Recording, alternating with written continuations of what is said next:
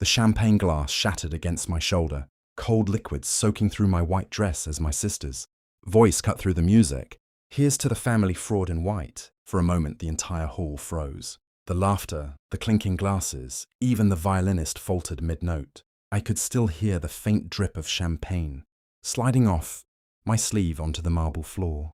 My guests stared, some in shock, some pretending not to see, most already forming their own versions of the story. My father rushed to her side instantly. "Not to me, never to me." "She didn't mean it," he said quickly, his hand gripping her arm like she was the one who needed saving. His voice was soft, apologetic, directed at the room, not at me. I didn't respond. I just stood there, feeling the weight of years settle quietly into place. The whispers I'd ignored, the sacrifices I'd made, the lies they'd told about me for her. My sister smirked, lifting her chin like she'd finally said what she'd been holding in for years. And in that moment, something inside me didn't break. It went still. I've always been the quiet one in our family, the reliable one, the one who paid bills on time, who stayed late at work, who never made scenes. Growing up, that translated into something else. I was the one who adjusted. My sister, Alina, was different. Loud, magnetic, unpredictable. She could fail an exam and still be comforted, still be defended. I could excel and it would barely register. Somewhere along the way, our roles settled into place without discussion. She was the storm, and I was expected to clean up after it. When she got into university, my parents celebrated like it was a miracle. What they didn't say out loud, but didn't need to, was that I would make sure she stayed there. Tuition, accommodation, emergencies, it all quietly routed through me. My father called it temporary support. My mother called it family duty. I never corrected them, even when I noticed how easily my contributions disappeared into silence, while her smallest efforts were praised like achievements. Even when decisions about my own money were discussed like I wasn't in the room. By the time I got married, I had already funded half her life. And somehow, I was still the fraud. The signs had been there long before the wedding, I just learned to read them too late. At family dinners, Alina would tilt her head slightly when I spoke, like she was humoring me, a small smile, almost polite, followed by a quiet interruption that redirected the conversation back to her. No one noticed the shift except me. My father had a way of asking questions that weren't really questions. "You're still comfortable covering her rent this semester, right?" he'd say, already reaching for his tea, as if the answer had been decided somewhere I wasn't invited to. If I paused, even for a second, his eyes would flick up, sharp, measuring, then soften again, as though my hesitation was the real problem. There were other things, messages from Alina that arrived without greeting, just requests. "Need fees by Friday. Transfer a little extra. No thank you, no acknowledgement." And when I did send the money, hours later she'd post photos online, coffee shops, new clothes, captions about earning her independence. At gatherings, relatives would praise her ambition. My name came up only in passing, usually attached to phrases like helpful or responsible, spoken in tones that felt more like expectation than appreciation. I told myself it was temporary, but disrespect, I learned, doesn't arrive all at once. It settles in quietly until one day it speaks out loud. The moment didn't arrive with anger. It came with clarity. Standing there in my wedding dress, champagne drying stiff against the fabric, I watched my father guide Alina away from the center of the room, shielding her, soothing her, as if she were the one humiliated. Guests resumed their conversations in careful fragments, their eyes avoiding mine just enough to make it obvious. And I understood something I had been avoiding for years. This wasn't about one insult. It wasn't even about the money. It was about permission. Every transfer I'd made without question, every silence I'd chosen over confrontation.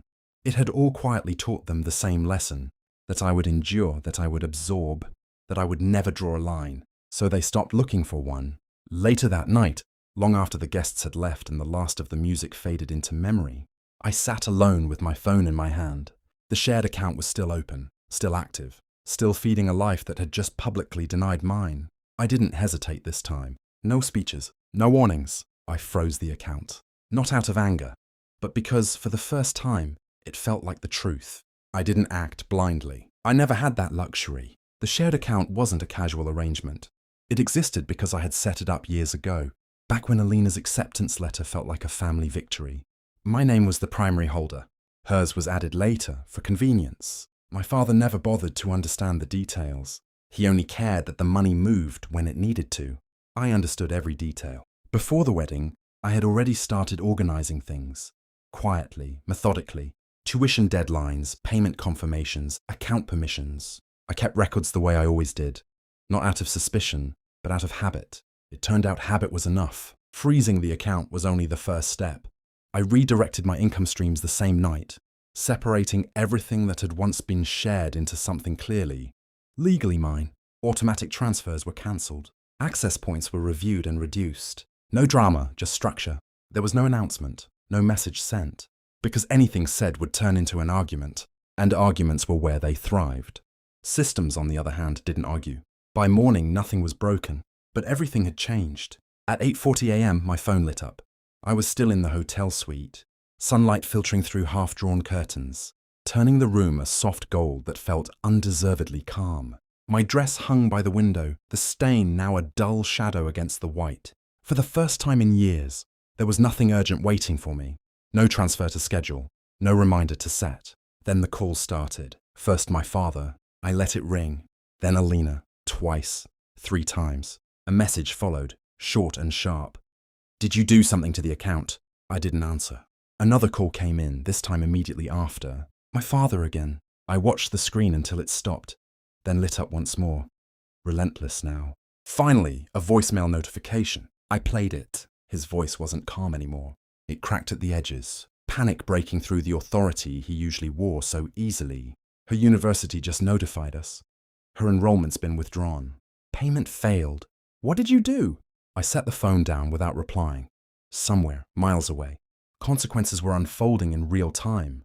Emails being opened, officers being called, explanations being demanded. And for once, I wasn't the one expected to fix it. By noon, the narrative had already started to shift. My mother called, her voice carefully controlled, like she was trying to hold together something fragile. "You've made your point," she said, not asking if I was okay, not mentioning the wedding, just the inconvenience I had caused. In the background, I could hear movement, doors opening, closing, my father speaking in low, urgent tones. Alina didn't call again. Instead, she sent a message hours later. No anger this time, no sharp edges, just one line. I might lose my semester. It was the first message I'd ever received from her. That didn't assume I would fix it. That was the real consequence. Not the withdrawn enrollment or the frantic calls. It was the silence that followed when they realized I wasn't stepping back into my role, the quiet recalculation of who I was, now that I wasn't useful in the way they expected. For them, it was disruption. For me, it was definition. Because this was never just about money. It was about the cost of being the person everyone leans on, and what happens when that person finally steps away. And if that unsettles them, it should. The quiet lasted longer than I expected. In the days that followed, no one demanded anything from me. No urgent calls, no last-minute requests disguised as family duty. Just distance. Uneasy, unfamiliar distance. It gave me something I hadn't realized I'd been missing. Space to hear my own thoughts without interruption. I didn't rush to repair it. Instead, I met with the bank and closed what remained of the shed. Arrangements, cleanly, legally, finally. I reviewed my finances, my plans, my priorities, this time without factoring in someone else's expectations as a default setting. It felt less like loss, and more like reclaiming something that had been quietly taken piece by piece. My father hasn't called again. My mother sends occasional messages, softer now, careful. Alina, nothing. And strangely, that absence doesn't feel heavy anymore. It feels honest. I don't know what they'll do next. Maybe they'll adapt, maybe they won't. But for the first time, their future isn't tied to mine in ways I never agreed to. I didn't ruin her life. I just stopped living it for her.